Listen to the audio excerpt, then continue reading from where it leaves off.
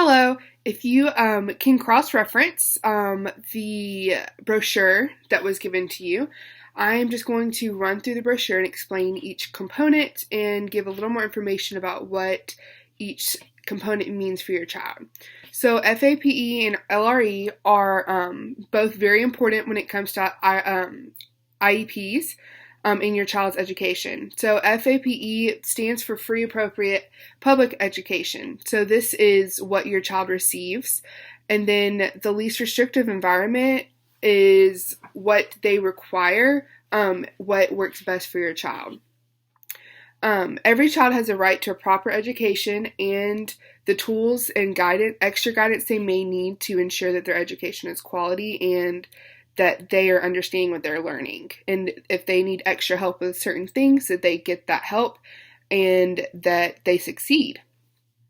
So first there will be the referral, and this is when a teacher, sometimes it could be professionals that are working with your child, see or feel that there's a need for a little extra help in maybe one or two ways, or they think of something that could help your child be more successful in the classroom. After this process kind of goes, and then it moves into an evaluation. And at this point, your child is evaluated and it's determined what your child may need help in or what extra help your child does need.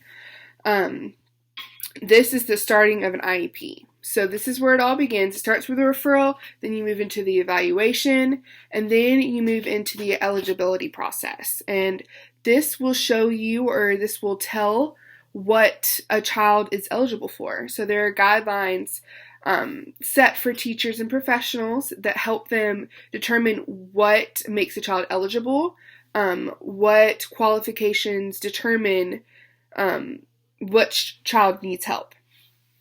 And then as you continue down, there's two major components of IEPs. One is for establishing goals, annual goals for the child.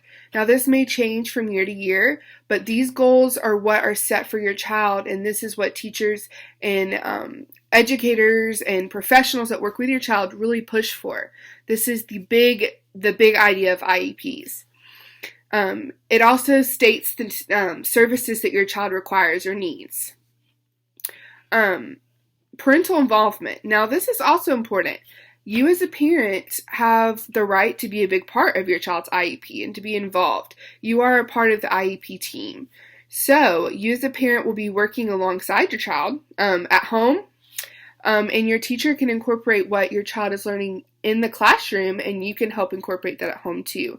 Maybe the habits or behaviors learned in the classroom can be incorporated at home, which can help create a more solid foundation for home and at school for the child. You can also help understand maybe different behaviors that a child is having in the classroom, and maybe you can incorporate, yes, this happens at home, what do we need to do to improve, or what do we need to do to change the behavior if it's a negative, or to encourage if it's a positive behavior. There's also monitoring processes. So the quarterly and annual. So the quarterly obviously will be each quarter. They can make small tweaks in what can change for the next quarter to help the child succeed. It also is a thing or a time for positive things to be highlighted for your child. And just as quarterly and annual will just be at the end of the year. So it may be more direct changes that will help your child the next year in their education.